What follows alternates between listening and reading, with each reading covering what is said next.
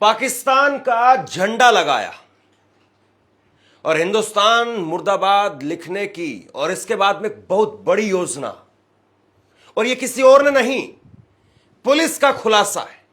Police की गिरफ्त में ये दोनों आरोपी हैं जो सनातन एकता पार्टी से जुड़े हुए हैं, हिंदू है बाकायदा। लेकिन ये खबर कहीं नहीं चल रही है। पहलगाम हमले के बाद में बहुत लोगों की कोशिश थी कि कहीं ना कहीं देश में हिंदू मुसलमान का फसाद शुरू हो जाए, और देश की एकता ने, देश के भाईचारे ने उन तमाम लोगों का मुंह तोड़ जवाब दिया, कहीं पर कंकर तक नहीं उछला। लेकिन पश्चिम बंगाल में ये क्या हो रहा है? वो पश्चिम बंगाल जिसमें चुनाव होने हैं, वो पश्चिम बंगाल जिसमें मुर्शिदाबाद की हिंसा अभी अभी हुई है, वो पश्चिम बंगाल जिसमें बीजेपी लगातार हिंसा के नाम पर ममता बनर्जी को कटघरे में खड़ा करती है। लेकिन इन आरोपियों पर बीजेपी खामोश क्यों है?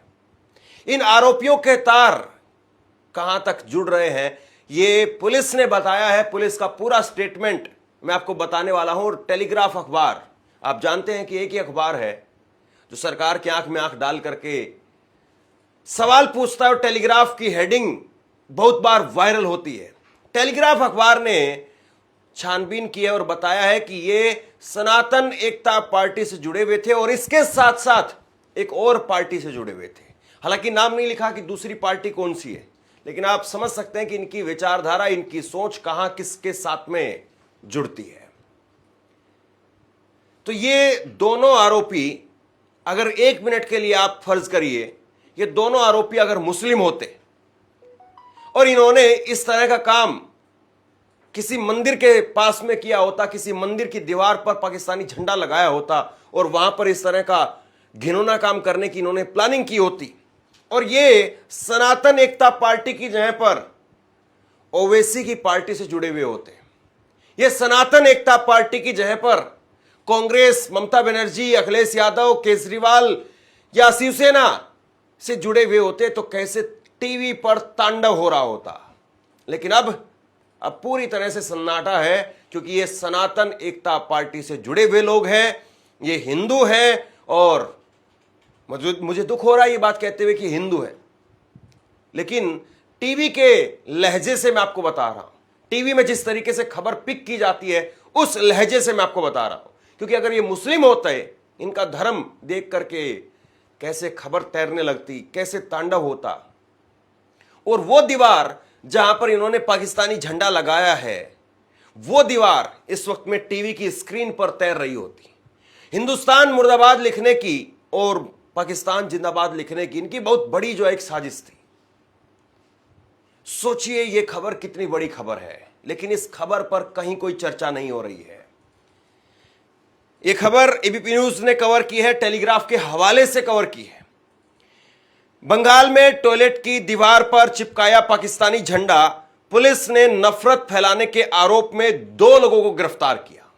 2 लोग कौन है? यही दोनों है। उसके बाद एसपी बोनगांव का यह बयान देखिए, आधिकारिक तौर पर पुलिस का बयान आया है, जिसमें पुलिस ने कहा है 30 अप्रैल की रात पश्चिम बंगाल के उत्तर 24 परगना जिले के अकईपुर रेलवे स्टेशन के पास एक सार्वजनिक शौचालय की दीवार पर पाकिस्तानी राष्ट्रीय ध्वज चिपकाया गया। पुलिस जांच में सामने आया है कि यह कृत्य जानबूझ करके किया गया। इस मामले में 2 लोग चंदन मालाकार, गौर से इनके नाम देखिए, चंदन मालाकार 30 साल के हैं और प्रयोगजित मंडल 45 साल के हैं। इन दोनों शख्स को गिरफ्तार किया गया है। दोनों स्थानीय निवासी हैं, एक राजनीतिक पार्टी के साथ साथ सनातन एकता मंच से भी जुड़े हुए हैं। पुलिस के अनुसार दोनों आरोपियों ने स्वीकार किया है कि उनका इरादा दीवार पर हिंदुस्तान मुर्दाबाद और पाकिस्तान जिंदाबाद जैसे नारे लिखने का था, ताकि इलाके में सांप्रदायिक तनाव फैलाया जा सके। दोनों के खिलाफ मामला दर्ज कर जांच जारी है। पुलिस ने कहा है कि ऐसे षड्यंत्र रचने वाले के खिलाफ सख्त कार्रवाई की जाएगी। यह पुलिस का स्टेटमेंट है, मैं अपने आप से नहीं बता रहा हूं। मैं आगे इसी में आपको डबल इंफॉर्मेशन के लिए एबीपी न्यूज का भी बयान दिखाने वाला हूं, जिसमें टेलीग्राफ के हवाले से लिखा गया है, और टेलीग्राफ अखबार जो कुछ कहता है वो आप मान सकते हैं कि तथ्यों के साथ में कुछ बात कही गई होगी। ऐसे हवा में या सोशल मीडिया पर किसी ने कुछ कहा, वो कोट नहीं किया गया है। तो पुलिस यहां पर कह रही है, टेलीग्राफ अखबार की जांच या टेलीग्राफ अखबार ने अपनी वहां पर स्थानीय रिपोर्टरों के हवाले से लिखा है, लेकिन यह खबर कहीं नहीं है। इस खबर पर कोई बात नहीं कर रहा है। सोचिए, इतनी बड़ी खबर अगर किसी और इलाके में हो जाती, अगर ये मुरादाबाद में ऐसी कोई घटना घटती, लखनऊ में कोई ऐसी घटना घटती, दिल्ली में कोई ऐसी घटना घटती, गाजियाबाद में, मेरठ में अगर कोई ऐसी घटना घटती, तो अभी तक मीडिया का रवैया क्या होता, अभी तक सरकारों का रवैया क्या होता, लोगों का खून कैसे उबाल मार रहा होता। बुलडोजर चलाओ योगी बाबा, हम तुम्हारे साथ हैं, इस तरह की बातें कही जा रही होती। यह कहा जा रहा होता हो कि फला मस्जिद से इनका कनेक्शन है, फला मस्जिद को तोड़ दिया जाए, फला जो है वो पार्टी के साथ में इनका कनेक्शन है, फला नेता की गिरफ्तारी हो जाए, फला नेता को इस्तीफा देना चाहिए, फला नेता के कार्यकर्ता है। लेकिन अब कोई कुछ नहीं बोल रहा है। कितना भाईचारा है, अब कोई कुछ नहीं बोल रहा है। ये अपने आप में बड़ी शर्मनाक बात है। एबीपी न्यूज की खबर, जिसमें मैं कोट करके बता रहा हूं, एबीपी न्यूज ने जो है वो इस खबर में आगे लिखा है, द टेलीग्राफ की रिपोर्ट के मुताबिक पुलिस का कहना है कि आरोपियों ने इलाके में शांति भंग करने के लिए दीवार पर हिंदुस्तान मुर्दाबाद और पाकिस्तान जिंदाबाद जैसे भड़काऊ नारे लिखने की योजना बनाई थी। गिरफ्तार किए गए लोगों की पहचान 30 साल के चंदन मालाकार और 45 साल के प्रयोगजित मंडल के रूप में हुई है। पुलिस के मुताबिक दोनों इलाके के निवासी हैं, सनातनी एकता मंच के साथ साथ एक राजनीतिक पार्टी के सक्रिय सदस्य बताए जा रहे हैं। कौन सी पार्टी है वो, कि कौन सी विचारधारा है उसकी, जो अपने नेताओं को, अपने कार्यकर्ताओं को कहती है कि आप पाकिस्तानी जिंदाबाद लिखो, पाकिस्तान जिंदाबाद लिखो। अगर आप फेसबुक पर भी लिख दें, इन्होंने तो प्रैक्टिकली जाकर के किया है ये, इन्होंने बाकायदा वो पाकिस्तान का झंडा प्रिंट किया है, पाकिस्तान का झंडे का प्रिंट निकलवाया कहीं से, उस प्रिंटिंग प्रेस पर भी कार्रवाई होनी चाहिए। और अगर आप इन्होंने अपने घर पर प्रिंट किया है तो फिर सोच लीजिए कि आप घर पर क्या होना चाहिए। लेकिन कोई खबर नहीं चल रही है। इन्होंने बाकायदा वो पाकिस्तान का झंडा प्रिंट करवाया, दीवार पर चिपकाया और आगे ये योजना बना रहे थे। और इनकी योजना से वहां पर किस तरीके का बवाल होता और कैसे पश्चिम बंगाल के हिंदुओं के बीच में एक नैरेटिव पेश किया जाता कि ममता बनर्जी है तो दहशतगर्दी यहां पर है। वो फिर ये भी कह दिया जाता कि हो सकता है कि पहलगाम के जो आतंकी हैं वो भाग करके पश्चिम बंगाल आ गए हैं। कोई इस बात को नहीं पूछता कि वो 3-4 राज्यों को क्रॉस करके आए हैं, वो बीजेपी स्टेट जो है वो राज्य है, कैसे आ गए वो, इस बात को भी कोई नहीं पूछता। अभी कुछ समय पहले पश्चिम बंगाल में बीजेपी के बड़े कद्दावर नेता शुभेंदु अधिकारी ने एक वीडियो पोस्ट कर दिया था और उसमें कुछ नहीं था। उन्होंने ट्वीट किया था बाकायदा वो अपने पर्सनल हैंडल पर। उसमें जियो का जो नेटवर्क के लिए खंबा लगाया जाता है, डिवाइस लगाई जाती है छत पर, उसको लगा करके कहा थी कि कुछ लोगों ने यहां पर, वो मुस्लिम हैं और उनके घर पर ऐसी डिवाइस लगी हुई है। मतलब कमाल की बात है ना, बगैर तिल के ही ये ताड़ बना देते हैं। तिल का ताड़ बनाना, ये कहावत हमने खूब सुनी है, लेकिन बगैर तिल के भी ये ताड़ बनाने के लिए मशहूर है। मतलब किसी के घर पर अगर एयरटेल के नेटवर्क के लिए अगर कोई डिवाइस लगी हुई है, कल को आप जो है वो छतरी लगती है डिश टीवी के लिए, उसको भी आप कह देंगे कि सैटेलाइट के जरिए पाकिस्तान से बात हो रही थी। तो इस तरह का काम बहुत पहले से वहां पर हो रहा है। अगर ये जो हुआ है, ये अगर कहीं पर पश्चिम बंगाल में ममता बनर्जी के साथ में इसका कोई कनेक्शन होता तो मत पूछिए कि फिर क्या बवाल होना था यहां पर। और सोचिए, ऐसे माहौल के बीच, इतने नफरती माहौल के बीच कुछ लोग हैं जो अभी भी पूरी जिम्मेदारी के साथ में अपना काम कर रहे हैं। लेफ्टिनेंट विनय नरवाल, हरियाणा का वो सपूत विनय नरवाल और उसकी पत्नी महज 6 दिन पहले शादी हुई थी। हाथों की मेहंदी फीकी नहीं पड़ी थी कि उसकी जिंदगी से रंग नोच लिए गए। और वो फिर भी कह रही है, जिसकी आंखों में, जिसके दिल में हमसे और आपसे कहीं ज्यादा दर्द होगा, हमसे और आपसे कहीं ज्यादा वो भुगत रही है, झेल रही है। वो कह रही है कि मुझे किसी से कोई शिकवा नहीं है, मैं किसी से नफरत नहीं करती हूं, मुझे सिर्फ इंसाफ चाहिए। ये कल की तस्वीरें हैं, जरा देखिए। जब विनय नरवाल की पत्नी उसके बर्थडे पर रक्तदान शिविर का आयोजन करती हैं, पूरा परिवार रक्तदान करता है, और अभी 10 दिन बीते हैं उस घटना के, और पत्नी कह रही है कि मुसलमानों के खिलाफ नफरत मत फैलाओ। वो जानती है किसी आदमी को अपने को खोने का दर्द क्या होता है। जिसने आतंकवाद को अपनी छाती पर झेला है वो जानती है। एक बार जरा विनय नरवाल की पत्नी का ये बयान सुनिए, और उसके बाद में भाजपाई आईटी सेल, या यूं कहूं कि भाजपा के समर्थक, कट्टर समर्थक, वो किस तरह की घिनौनी बातें विनय नरवाल की पत्नी के बारे में कह रहे हैं, मैं आपको बताता हूं। I just want the entire nation to pray for him, that wherever he is, he's in good spirit, he's healthy, and he's at peace. That's the only thing that I want. There is one more thing that I want. I do not want any hatred towards anybody. This is what is happening. People going against Muslims or Kashmiris, we don't want this.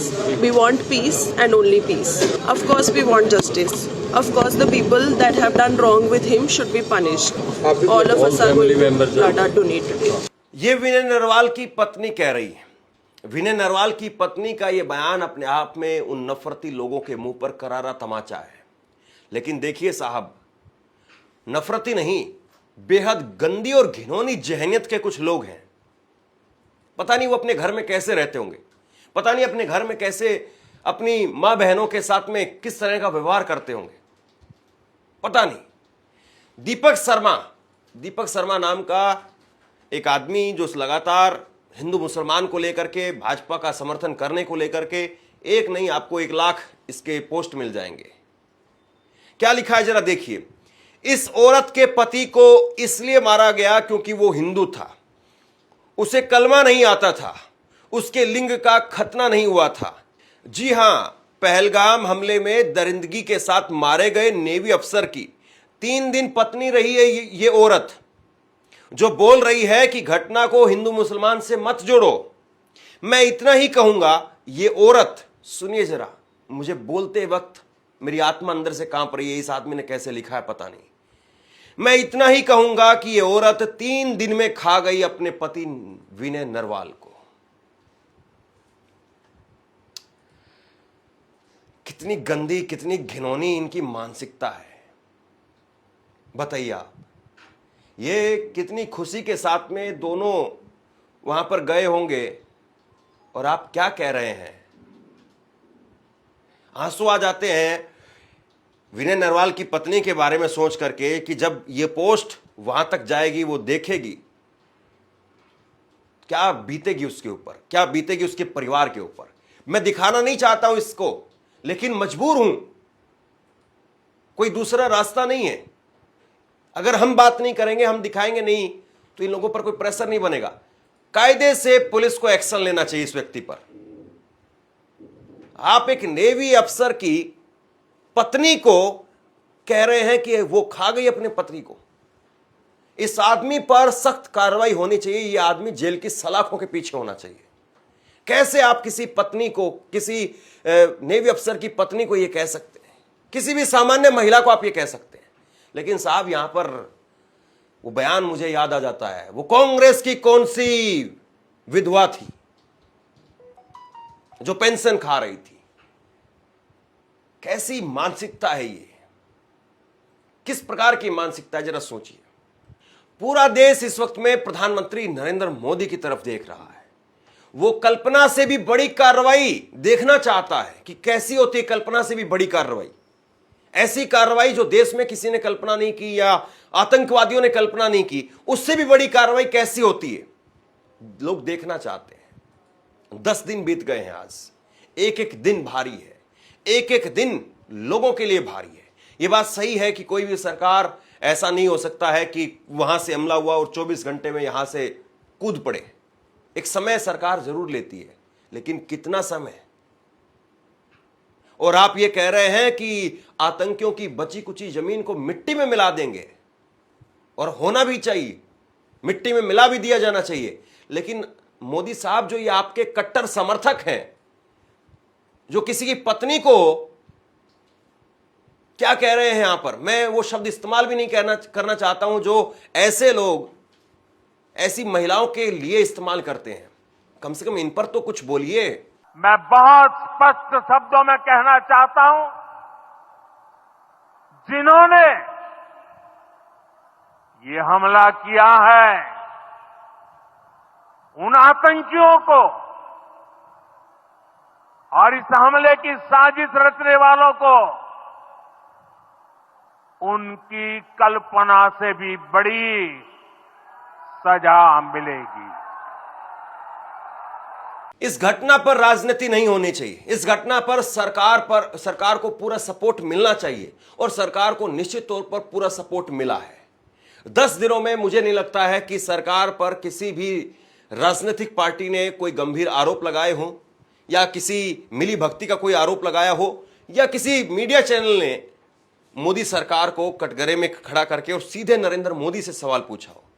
इस पूरी खबर में भी अभी 17-18 minute के बाद में मैं अब नरेंद्र मोदी का जिक्र कर रहा हूं। राहुल गांधी, उन्होंने प्रेस कॉन्फ्रेंस की। प्रेस कॉन्फ्रेंस पहलगाम के मुद्दे पर नहीं थी, प्रेस कॉन्फ्रेंस थी कास्ट सेंसस के मुद्दे पर। लेकिन चूंकि इतना बड़ा एक हमला हुआ है और उसके बाद में कोई नेता अगर सामने आ रहा है तो वो उसका जिक्र करेगा। और राहुल गांधी उसी दिन कानपुर में गए थे। मैं इस पे कमेंट नहीं करना चाहता हूं ये कैसे हुआ। मैं सिर्फ ये कहना चाहता हूं कि जिन लोगों ने ये किया है, जो भी हैं, कहां भी हैं, they have to pay for this and they have to pay for it properly, not in some half-hearted way, ऐसे आलतू फालतू तरीके से नहीं। they have to pay for it properly कि इनको याद रहे कि हिंदुस्तान के साथ ये नहीं किया जा सकता है। हमने क्लियरली ऑपोजिशन की और सरकार की मीटिंग में क्लियर हमने लाइन दी है, यूनानिमस लाइन, कि जो हुआ है एक्सेप्टेबल नहीं है। और पूरा का पूरा ऑपोजिशन 100% सपोर्ट सरकार को देगा और दे रहा है। नरेंद्र मोदी को एक्शन लेना है, एकदम एक्शन लेना है। और पूरा का पूरा विपक्ष उनके साथ खड़ा है। जिन लोगों ने यह किया है, दे हैव टू पे the price for this. Pahalgam हमले के बाद में हर किसी को दुख है। हर कोई चाहता है कि वाकई कोई ना कोई सख्त एक्शन होना चाहिए। राजनेता से लेकर के और आम आदमी यही इस वक्त में चाहता है। लेकिन सरकार क्या चाहती है और सरकार क्या कर रही है, ये कुछ दिनों के बाद में या आने वाले दिनों में हमें पता चलेगा। लेकिन फिलहाल जो हमें पता चल रहा है वो ये है कि कैसे नफरती जहन के लोग, आतंकियों ने जो वहां पर किया, घिनौना काम, दरिंदगी की वहां पर, वो तो की वहां पर और उसका तो बदला होना ही चाहिए। लेकिन जो यहां कर रहे हैं और जिनके कंधों पर चढ़ करके गोदी मीडिया फिर यहां पर नंगा नाच करती, उस पर चर्चा क्यों नहीं हो रही है? सवाल इस बात का है। शेयर कीजिए इस खबर को, लोगों तक पहुंचाइए ताकि ये पूरी खबर लोगों तक पहुंचे भी और लोग समझें कि किस तरीके से उनके दिमाग के साथ में खेला जा रहा है। लोगों में जागरूकता आए, लोग अपना हिंदू मुसलमान के बीच में लड़ाई नहीं बल्कि भाईचारा पैदा करें। और ये इस वक्त की सबसे बड़ी मांग है, सबसे जरूरी इस वक्त में यही काम है। शेयर कीजिए इस खबर को और आप क्या सोचते हैं मुझे नीचे कमेंट बॉक्स में लिख करके जरूर बताइए। आपका बहुत बहुत धन्यवाद।